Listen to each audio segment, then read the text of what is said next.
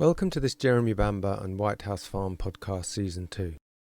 In this episode we discuss Jim Carr and his son Robbie, who both had an active involvement in the investigation into Jeremy and were recruited to assist in the unauthorised gathering of information on and surveillance of Jeremy and Brett Collins. Jim Carr, also known as James, worked for the Bamber and Boutflour families as the manager of the family business, O.C. Road caravan site, situated in picturesque Heybridge in Essex. This is a position he had held for approximately 18 years at the time of the tragedies. Ownership of this business was divided between Jeremy and his mother June and June's sister Pamela, along with her daughter Anne Eaton. Jim Carr gave evidence in a statement that his wife met June during their time serving in India during the war, and he had in turn known the Bamber family for approximately 25 years, although some of that time he lived abroad. On his return to the UK in 1967, Jim was offered a position as site manager at the caravan site. Although his wife had a close friendship with June, she never confided in Mrs. Carr about any personal matters or difficulties with the children. He also stated that the same applied to his relationship with Neville, explaining that the employee relationship makes some things rather awkward. Although Jim saw Sheila and Jeremy occasionally when they were children, he did not have a relationship with them and said that in later years he only saw Jeremy working on the site. During 1984, Jim had been absent from work for several months, suffering from hepatitis, resuming his duties in March 1985. It wasn't long after this that a burglary took place at the caravan site, in which £980 was taken from the office. According to his statement dated 10th of September 1985, Jim suspected Jeremy may have been responsible for the burglary, but had said nothing at the time. However, by the time the statement was made, Julie Mugford had given evidence regarding her and Jeremy's involvement, and Jeremy had immediately confessed to the police when questioned about it. Jeremy maintained that as part owner of the business, he had concerns over the lackadaisical security at the site, and the only reason this had been done was to prove the point that security arrangements needed to improve. Jeremy believed that the current arrangements were old-fashioned, and that new technology would help keep the business secure. Robert Boutflour, Jim Carr and his son Robbie, also known as Robert, confirmed Jeremy's security concerns in their evidence. Jim set out in a statement written in September 1985 that he also then became very security-minded, suggesting the rather ridiculous installation of security cameras at the site. Robbie, a serving police sergeant in the Metropolitan Police Force, based at Mill Hill Station at the time, gave more detailed evidence about Jeremy, in which he said that during a visit with Neville to Jim's home, whilst he was there, I formed the opinion that he was very effeminate in his mannerisms and speech. During our discussion, the subject of the security of the campsite came up, and Jeremy seemed anxious to press the point that if he met any burglars there, he would run away. This was obviously an attempt to influence the homophobic officers in the case, to add to the character assassinations of Jeremy, which friends of the wider family did continually. However, the comments by Robbie Carr are the exact opposite of what Robert Boutflour told the police about conversations regarding security on the site, when he stated, "I recall that after one of these meetings, I was discussing the matter with Jeremy alone, when I said to Jeremy, 'You must involve the police and not try and do these jobs yourself. If you find yourself outnumbered, you have no backup. If you go armed, do you shoot to wound or do you shoot to kill? If you shoot and wound, you have set yourself up as a target for life. If you shoot to kill, it's a crime your conscience will not allow you to live with.'" Jeremy then made an extraordinary statement. "Oh no, Uncle Bobby, that wouldn't worry me. I could easily kill my parents." This remark shocked me and I said, "Don't be so stupid." And I then walked off. Of course, we can now prove the conversation with Robert Boutflour did not happen, as we set out in the podcast about him, but it seems that undermining Jeremy's character, any way they chose, was uppermost in the evidence of some individuals, and conflicting accounts of specific events were the polar opposite of each other. We believe that evidence was continually fed to Mr. Carr by Robert Boutflour, as they had developed a very close relationship since August and the tragedies. Knowing this, Robert sought the assistance of Jim and Robbie in conducting their own illicit investigations into Jeremy and his associates. Robert Boutflour wrote in his diaries that he had discussed the treasures that Jeremy was removing from White House Farm with Jim, who then persuaded Robbie to have Jeremy follow to see where the goods from White House Farm were being taken. Robert requested that anything suspicious should be reported back to either himself or Jim. An entry in one version of Robert's diary reads, "Asked Jim to get Robbie to arrange for Sheila's flat to be watched, and for movements of family treasures and Jeremy's friend Brett or anything else suspicious." A second version of the diary sets out, "Arranged through friends in London for Jeremy to be watched."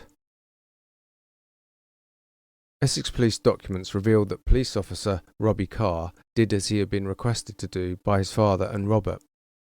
Essex police message reports confirm that Carr instigated the watching of Jeremy by the police prior to his first arrest.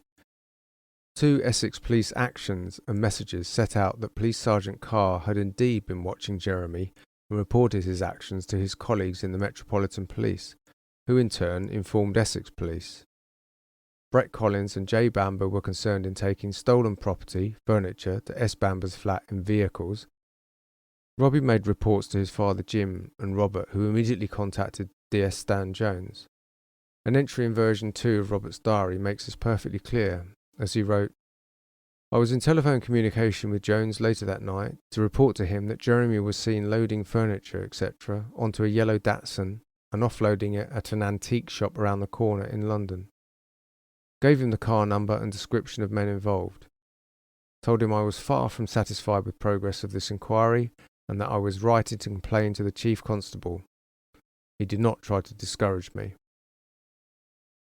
There was nothing criminal or sinister in the fact that Jeremy was taking small items and trinkets from White House Farm. He was not stealing them, nor was he selling them, as they were taken for the sole purpose of safekeeping, as we will explain. On 12th of August 1985, the executor of the estates, Basil Cock, took it upon himself to request that a representative from Sotheby's auction house should attend White House Farm to value the contents. Mr. Cock gave this evidence to the police in a statement dated 16th of September 1985, in which he set out that, "I also contacted Sotheby's to ask them to inspect the contents to determine anything of high value." Mr. Stancliffe from Sotheby's attended the farm with his assistant on the 14th of August and pointed out items of interest and gave a valuation of these. At that time, Mr. Stancliffe took a valuable Edward Lear painting for safekeeping. Also documented in Mr. Stancliffe's statement is the fact that on the 28th of August 1985, Jeremy attended his office with Brett Collins, and at this time he was in possession of items which I had seen at the farm on my visit. I took possession of these items, which I listed on a property receipt. I next saw Jeremy Bamber again by appointment the following day, Thursday the 29th of August 1985, when he was again in the Australian's company. I again took possession of items he had in his possession from the farm. All property received from the Bamber estate is recorded at Sotheby's in the name of the sole executor, Mr. B.J. Cock of Messrs. Butt Cousins, and Jeremy Bamber clearly understood that none of this property would be sold under his name. Monies from the sale of any of these items will be paid to the Bamber estate under the control of Mr. Cock. The items of value which were taken by Jeremy to Sotheby's for safekeeping consisted of 12 valuable items, including original oil paintings and watercolours, a quantity of antique silver items, 2 valuable clocks, rare coins and postage stamps, and an antique 12-bore Boss clock shotgun. Mr. Stancliffe told the police the reason Jeremy had taken the items to him for safekeeping was that members of his family were coming to lay some form of claim to the property. As we set out in podcasts regarding Robert Boutflour and Anne Eaton, this assertion was correct, as they had been removing items of value since they had access to the house on the 10th of August 1985. It is interesting to note Robert failed to disclose to Essex Police that he had unlawfully used the services of a serving police officer to spy on Jeremy in order to obtain information about his activities. Whether or not Robbie did this at the expense of the taxpayer or in his own time is unknown. Either way, it seems he abused his position to aid Robert. Not only did Robert instigate surveillance of Jeremy, but he also involved Jim in gaining information regarding Jeremy's friend Brett. Case documents reveal that Robert paid £500, that's over £1,500 in today's money, for background checks to be conducted, and a private investigation arranged by Jim. In one version of his diary, Robert wrote, "Asked Jim Carr to make inquiries in NZ about the newfound wealth of Brett Collins, one-time snack bar operator, a restaurant proprietor. His brother was a garage owner dealing in executive cars." In a different version, he set out, "Asked Jim if he could, through his New Zealand friends, obtain a rundown on Brett Collins and the source of his sudden new riches. Jim Carr suggested a detective agency in NZ. I undertook to guarantee £500 and to leave him to deal with it as he thinks best. Brett Collins' brother is a villain, and he knows his ways and means of getting in and out of the country without passports, and believes that Brett was probably involved, could even have helped Jeremy on the night." Robert paying for the investigation of Brett was done to establish if he could also be implicated, along with Jeremy, in the murders. In his interview with the City of London Police in 1991, Robert reveals that he also asked a distant relative, Chris Neville, to do checks independently of those being conducted by Jim's contact. He said, "I described talking to Brett Collins. The reason for this paragraph was that I was intrigued by him and wanted to know as much about him as possible. Hence my request to Chris Neville, who lived in New Zealand, to find out as much as possible about this man. It would be fair to say that I was highly suspicious of him." The evidence also reveals that Robert Carr was directly involved with interfering with the scene at White House Farm. In Anne Eaton's notes, made prior to writing her statement in 1991, she states, "Window in kitchen, dirty marks. Robbie, Sergeant Robbie Carr, in kitchen, got out through the same window. D.S. Jones can't put that in."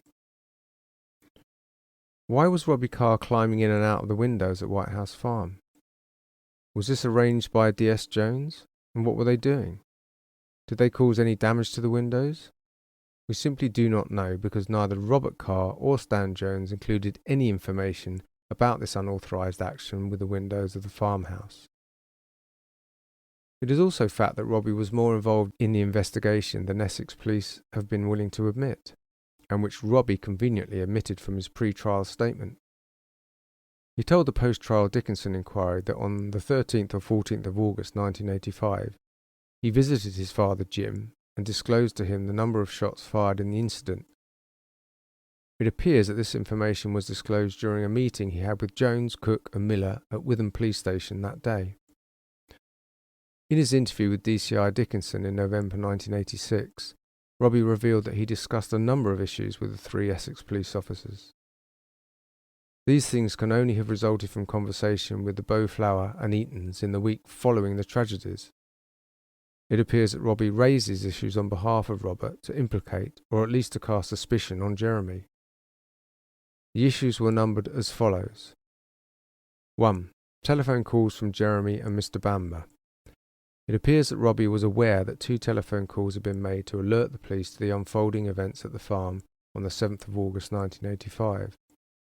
Miller, Cook and Jones told him this information during the undocumented and unrecorded meeting. The issues he raised with Dickinson included 2. Jeremy's motive and greed, 3. Surprise that Jeremy said he was attempting to shoot rabbits on the evening before the killings because he claimed Jeremy had previously expressed his distaste for blood sport, 4. Sheila's nature and demeanour, 5. The shootings themselves. Anne didn't think Sheila was capable of this, particularly as all shots hit the target. This was originally the opinion of the family and not Carr, as he led Dickinson to believe. 6. His doubt of the alibi, the alleged phone call which pointed blame on Sheila and placed Jeremy away from the scene. 7. Robbie said he was aware of a TV programme with similar circumstances, and he wondered if Jeremy had seen it. Again, this was an issue raised by Robert Boutflour. 8. There are allegations of Jeremy's use of drugs, and Robbie had his own suspicions. 9. Jeremy had to leave Australia in a hurry, but Robbie didn't know the reason. Again, this information can only have been from the wider family, as they are the ones who referred to this in diaries. 10. Use of Sheila's psychiatric condition as an explanation just seemed too convenient. 11. Robbie was aware that everyone close to the family had strong doubts Sheila had killed the family. It is also of interest to note that on the same day Robbie was reiterating the family's allegations to Miller, Cook and Jones, Robert was in the offices of his solicitor in order to establish how to remove Jeremy from his grandmother's will. Did he think it would have more impact asking a police officer, a family friend, to raise their concerns? This seems reasonable to suggest, especially as Robbie failed to mention this in any of his pre-trial evidence, and Miller and Cook and Jones also failed to disclose this in any evidence. It also appears that Jim Carr gave evidence to Dickinson. However, what he said has never been disclosed. This is known because the interviews undertaken were recorded into books by the inquiry team. The pages were then allocated page numbers for ease of reference. From assessing the material contained in the disclosed books, it has been possible to cross-reference the disclosed statements against the books. A number of pages are missing, and this includes a reference in Book 1 at page 67 by Essex Police to the defence team. Also missing from book numbered 1 are a single page recorded as being written by a witness named as Mr. Carr. Examination of the documents has also revealed that Robbie Carr was actively taking witness statements from the wider family during the investigation. This cannot be correct procedure. He was not a member of Essex Police, was involved with the family, and this could have impacted on what was given in evidence to him by these witnesses. It seems obvious the lengths Robert Boutflour was willing to go to implicate and raise suspicions regarding Jeremy. Conducting private surveillance operations with a serving officer from a different force, payment for additional surveillance of Jeremy's friend by a police officer's father, and undertaking experiments on the kitchen windows, none of which were disclosed to the jury, show the lengths that Robert Boutflour was willing to go to. It is unknown if Robbie Carr still works for the Metropolitan Police or any other force, but his actions were not authorised and highlight another area of corruption in Jeremy's case. If you would like to join our mailing list for the latest updates on the case as they happen, please email us via our website www.jeremy-bamber.co.uk.